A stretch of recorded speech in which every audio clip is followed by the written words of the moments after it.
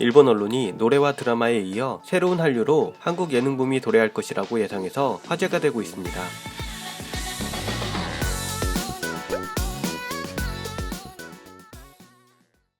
일본의 한 유명 언론이 K-팝과 K-드라마에 이어 새로운 한류로서 K-예능 열풍이 불 것이라는 장문의 컬럼을 게재했습니다. 우리에게는 전혀 새로울 것이 없는 내용들이지만 한국 예능이 생소한 일본 누리꾼들은 과연 어떤 반응을 보이고 있을까요? 한국의 대중문화 대기업 CJ ENM의 일본 법인 직원으로 근무했었던 히라마츠 미치코라는 저널리스트가 겐다이 비즈니스에 게재한 컬럼의 내용과 컬럼에 달린 댓글 반응을 전해드립니다. 먼저 컬럼의 내용부터 보시죠. K-팝 드라마에 이어 한국 버라이어티 붐이 온다. 그 매력을 해설. K-팝이나 한국 드라마뿐만 아니라 지금 한국 예능 프로그램의 인기도 높아지고 있다는 것을 알고 계실까? 한국 대중문화 대기업의 일본 법인에서 근무한 경험이 있는 히라마츠 미치코 씨가 한국 버라이어티의 매력을 해설한다. 이하 히라마츠 씨의 기고. 솔로지옥 전 세계적 히트의 충격. 2021년 12월부터 넷플릭스에서 방영되고 있는 솔로지옥은 용모 단정한 출연자들이 펼치는 연애 예능 프로그램이다. 일본의 시청 랭킹 상위에 들어간 적도 있으니 이 프로그램에 관한 기사를 본 분이나 실제로 시청한 분도 있을 것이다. 내용적으로 한국 드라마나 K-팝에 비해 시청자층이 한정적이 아닐까 하는 생각도 들어서 일본 시청 랭킹뿐만 아니라 넷플릭스에서 방송되고 있는 한국 예능 프로그램 사상 처음으로 전 세계 TV쇼 시청률 톱10에 진입했다는 뉴스를 봤을 때는 솔직히 매우 놀랐다. 물론 솔로지옥 이전에도 비슷한 연애 버라이어티 프로그램은 한국에 여러 존재했다. 그렇다면 왜 솔로지옥만 히트를 했을까? 그 큰 요인 중 하나로 빼놓을 수 없는 것은 연애 버라이어티 프로그램 시청자의 흥미를 떨어뜨리는 스포일러가 일어나기 어려운 전 세계의 사람들이 같은 타이밍에 볼 수 있는 넷플릭스로 제작 전송되었다는 점일 것이다. 또한 MC진의 정중하고 긍정적인 멘트를 안심하고 볼 수 있다는 점과 출연자들의 개성적이고 매력적인 캐릭터와 영상의 아름다움 등 한국 드라마나 영화, K-팝의 뮤직비디오 세계관과도 통하는 한국 영상 콘텐츠의 장점을 잘 담고 있다는 점. 그 위에 일본을 비롯한 세계 각지의 한국 대중문화 콘텐츠의 침투로 한국의 독특한 문화와 연애 사정을 이해하고 있는 시청자가 전 세계에 존재하고 있는 것도 히트의 요인이라고 말할 수 있을 것이다. 한국 드라마처럼 아름다운 영상에 출연자들의 연애라는 리얼리티가 더해진 솔로지옥은 마치 진짜 친구의 사랑을 응원하는 듯한 느낌으로 볼 수 있었던 예능 프로그램이 아니었을까. 또 넷플릭스에서는 솔로지옥 방송 개시와 같은 시기에 다시 주목을 받고 있는 솔로 아티스트 겸 배우 비와 개그맨 노홍철의 한국 국내 오토바이 여행 버라이어티 먹보와 털보도 시작되었다. 이것은 한국 각지의 아름다운 경치와 먹거리를 소개하는 느긋한 여행 프로그램인데 BTS 멤버가 시청하고 있는 것을 인스타그램에서 공개함으로써 방송을 시청한 전 세계의 BTS 팬들도 많은 듯하다. 일본과 한국의 예능 프로그램의 차이. TV 방송표로 일본의 예능 프로그램을 보면 퀴즈 프로그램, 국내 여행 프로그램, 자팍계 정보 프로그램, 또 개성적인 아마추어가 출연하는 프로그램이 많은 인상이다. 특히 최근 몇 년간은 부족한 제작 자원, 제작비 감소, 최근 2년간 코로나에 의한 영향으로 방송시간과 제작 비용의 효율화를 추구해야 하는 상황이어서인지 퀴즈 프로그램이나 자팍계 정보 프로그램이 증가하고 있는 것 같다. 물론 그런 프로그램도 충분히 시청자를 즐겁게 하고 있으며 대대적인 장치를 실시한 서바이벌계 예능 프로그램이나 매니아적인 음악 소재를 소개하는 음악 예능 프로그램, 특정 분야의 어른 뺨치는 지식을 가진 어린이가 출연하는 예능 프로그램 등 취향을 담은 프로그램도 많이 방송되고 있어 일본의 예능 프로그램의 다양성이 없다는 것은 결코 아니다. 한국에도 프로그램 제작상의 문제나 과제가 당연히 있을 것이다. 그러나 일본에서 말하는 CS와 같은 지상파 이외의 전문성 높은 채널이나 방송 채널이나 기획사가 운영하는 유튜브, 브이라이브 등 다양한 영상 플랫폼으로 오리지널 예능 콘텐츠 제작이 예전부터 활발했기 때문에 다양한 종류의 예능 프로그램 제작 노하우가 축적되어 왔다. K-팝 아이돌이 출연하고 싶은 프로그램으로 자주 이름을 올리는 아는 형님을 비롯해 최근에는 해외에서도 지명도가 있는 배우나 K-팝 아이돌이 출연하는 예능 프로그램도 많은데 이는 처음부터 해외에서의 시청도 염두에 두고 제작되는 예능 프로그램이 많아지고 있다고도 할 수 있다. 일상을 비일상으로 만드는 한국 예능의 대표작. 한국 국내외에서 인기를 끌고 있는 한국 예능 프로그램에는 일상과 비일상이 잘 섞여 있어서 출연자나 소재를 가까이서 느낄 수 있는 리얼리티와 이렇게 되고 싶다. 이런 것을 해보고 싶다라는 동경과 이상이 절묘한 밸런스로 배합되어 있는 방송이 많다. 거기에 지명도가 높은 배우나 아이돌이 캐스팅되기 때문에 지금까지 한국 드라마나 K-팝은 좋아하지만 한국 예능 프로그램까지는 라고 생각하고 있던 시청자층까지도 끌어들이고 있다. 그런 한국 예능에는 유명 PD들이 여러 명 있는데 그 중에서도 나영석 PD가 제작하는 예능 프로그램은 한국 드라마 팬이나 K-팝 팬들에게도 인기 있는 프로그램이 많아서 PD의 이름을 들어본 분이 많을 것이다. 나영석 PD는 원래 한국의 공영방송 KBS에서 1박 2일이라는 2007년부터 시작해서 지금까지 계속되고 있는 인기 여행 버라이어티 프로그램을 제작했다. 그 후 CJ ENM으로 이적해 제작한 인기 베테랑 배우 이서진이 평균 연령 74세인 대베테랑 배우 4명의 짐꾼으로 대만과 프랑스를 여행하는 꽃보다 할배가 데이트, 스페인을 여행한 시즌2, 최지우가 참여해 그리스를 여행한 시즌3, 유럽을 여행한 리턴즈까지 총 4편의 여행지가 아시아 관광객이 늘어날 정도로 영향력이 있었던 프로그램으로 꼽힌다. 그 외에도 2014년 시작된 서울에서 멀리 떨어진 곳에서 자급자족 생활을 하는 삼시세끼는 정규 출연진과 게스트, 장소를 바꿔가며 시즌9까지 방송되고 있으며 2021년 넷플릭스에서 방영된 인기 드라마 슬기로운 의사생활의 메인 캐스트가 총출연한 콜라보 프로그램도 방영되어 큰 화제가 되었다. 또 아카데미에서 여우조연상을 수상한 윤여정이 식당의 여주인이 되어 박서준 등과 해외에서 한식당을 한시적으로 여는 윤식당, 영화 기생충에도 출연한 최우식이 참여한 윤스테이 등 나영석 PD의 프로그램에는 거의 예능 프로그램에 출연하지 않는 유명 배우들이 빠짐없이 출연하고 있다. 개인적인 견해지만 나영석 PD는 일상을 비일상 예능 프로그램으로 만드는 한국 예능 프로그램의 초석을 다진 PD라고 생각한다. 예를 들어 시골에서 자급자족 생활을 한다는 매우 간단한 소재의 예능 프로그램 삼시세끼를 한 편 보는 것만으로도 알 수 있지 않을까. 물론 출연진은 유명 배우나 아이돌이긴 하지만 자고, 일어나고, 음식을 만들고, 먹고, 정리하고, 자고, 나는 우리들의 것과 그렇게 다를 바 없는 일상을 기록한 방대한 영상들이 드라마틱해서 웃기고 때로는 생각에 잠기게 하는 비일상의 최고 예능 프로그램이 되어버리니 신기하다. 물론 배우나 K-팝 아이돌만 예능에 나오는 것은 아니고 한국에도 유명한 개그맨이 많이 있다. 앞서 언급한 먹보와 털보의 노홍철, 1박 2일로 큰 인기를 끌었던 나영석 PD의 예능 신서유기나 아는 형님에도 출연한 강호동, 국민 MC라는 토크 예능이 많은 유재석, 여성 중에서는 박나래, 장도연 등이 많은 예능 프로그램에 출연하고 있다. 앞으로 한국 예능 프로그램은 더욱 믹스로 버라이어티라는 말에는 변화, 다양성 등의 의미가 있다. 버라이어티 프로그램의 정의도 여러 종류의 오락을 조합한 프로그램 장르라는 것이다.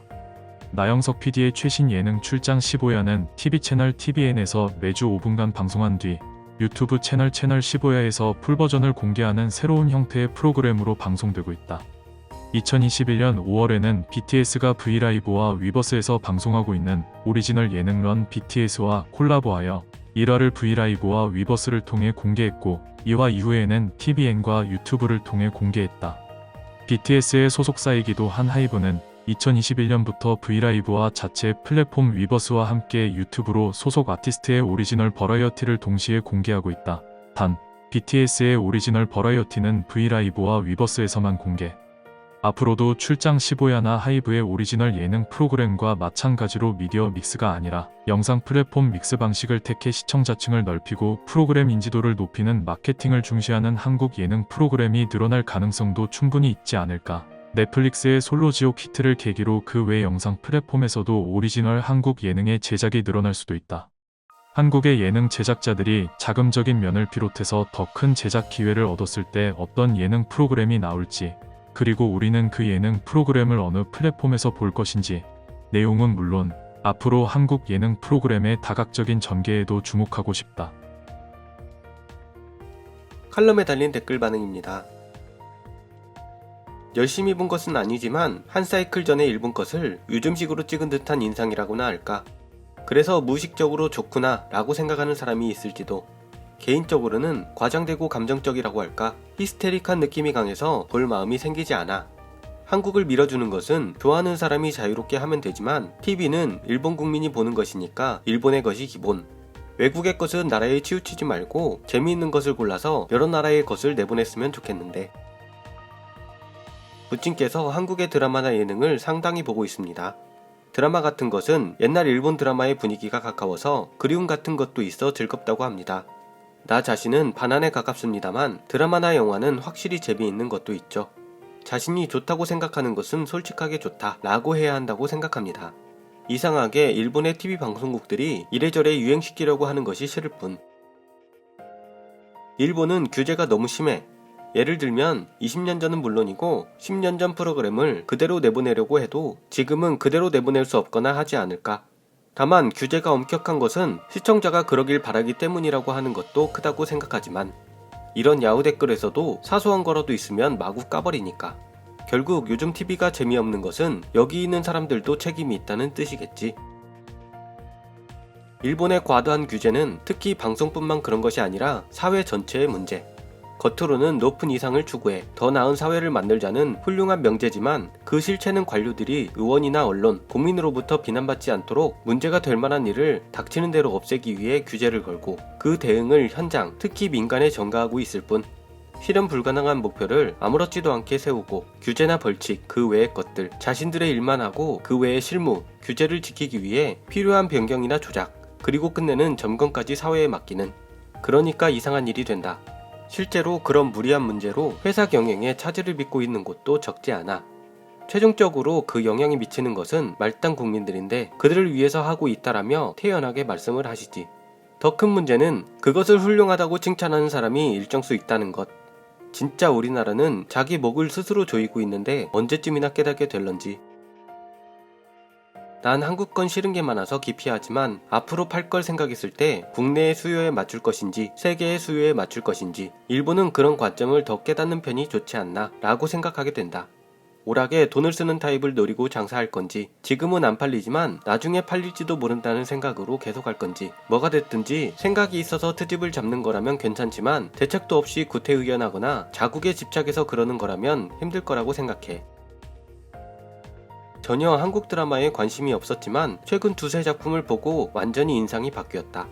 어쨌든 정중하게 사람의 감정을 그리고 절묘하게 얽힌 코미디 요소, 돈을 들여서가 아니라 일본 드라마와는 각본력이 다르다고 생각했다. 또 넷플릭스군요. 해외 쪽이 스텔스 마케팅이 심합니다 라고 말한 적이 있다. 사랑의 불시착 때는 그렇게 심하지 않았는데 오징어 게임 때는 상당히 심했다. 버라이어티 계열에 관해서는 KBS 등에서 보기도 합니다만 연출이 정황한 인상을 받았습니다. 애초에 요즘의 젊은 일본인은 TV를 별로 보지 않으며 넷플릭스의 가입수도 조금 부진한 부분이 있습니다. 스텔스 마케팅. 레이더에 포착되지 않는 스텔스 전투기처럼 소비자들이 알아채지 못하는 사이에 은밀하게 마케팅하는 기법을 말합니다. 일본의 혐한 우익들은 한국의 무엇이 국제적으로 성공을 거둘 때마다 한국이 돈을 뿌려서 스텔스 마케팅을 한 것이다 라고 주장을 합니다. 저들의 말대로라면 대한민국은 전 세계를 매수할 수 있는 자본력과 영향력 있는 엄청 부유한 초강대국입니다. 일본 인구에 비해 가입자 숫자만 봐도 넷플릭스 작품을 보는 사람은 압도적 소수죠. 그런데도 텔레비전도 라디오도 모든 분들이 알고 계시는 라고 소개하기 때문에 반감을 사고 비웃음을 당하는 것. 넷플릭스는 원래 나이 든 사람이 가입하지 않죠. 사용법도 모르는 사람이 대부분. 붐을 만드는 것은 젊은이들이기 때문에 젊은이들이 대다수를 차지하고 있는 OTT 플랫폼에서 TV 시청률과 비교하는 것은 예초에 이상해. 게다가 넷플릭스는 같은 계정으로 복수의 단말기에서 시청이 가능하기 때문에 가입자 수는 가구 수라는 것도 아니다. 일본의 TV는 헤이세이부터 스스로 규제 중, 저속하고 교육에 좋지 않다 등의 의견을 받아들여 현재에 이르렀다. 그 전에도 같은 의견은 있었지만 제작진 측이 강했다. 요즘 제작진은 자신이 만들고 싶은 프로그램보다 스폰서를 받는 것과 시청률이 우선. 불만은 접수하지 않거나 M방송국의 T프로듀서 등 세대가 바뀌어 프로듀서도 직장인이 되어버려서 현장에서 재미있는 장면이 찍혀도 커트. 일본은 뭐랄까? 드라마든 예능이든 한번 들어맞았던 캐스팅이나 소재에 너무 매달려 있고 시청률을 얻지 못하면 출연자를 탓하며 반성하지 않는 것이 나쁘다고 생각합니다. 최근 예능에서는 애니메이션 붐을 타고 성우분들을 게스트로 자주 부르는데 대표 캐릭터의 대사를 조금 하게 하고 나머지는 지나가는 장면으로 몇 번 찍히는 정도 등으로 보면 패널이나 토크에 적합하지 않은 사람을 화제만으로 불러놓고 주체하지 못하는 것이 분명해.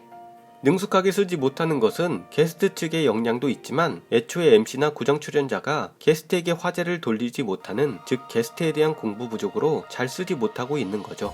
지하계나 현지 아이돌 붐 때도 생각했습니다만 그런 잡스러운 취급은 게스트에게도 신뢰로 출연자를 착취하려고 하는 행위이고 재미있을 리도 없다.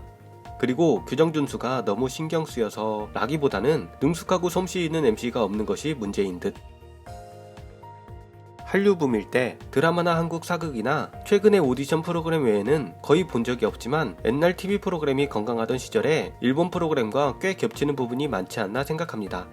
요즘 일본의 TV 프로그램은 규제가 너무 심해져서 어느 채널을 돌려도 비슷한 기획에 비슷한 출연자만 나오게 되어버렸으니까요.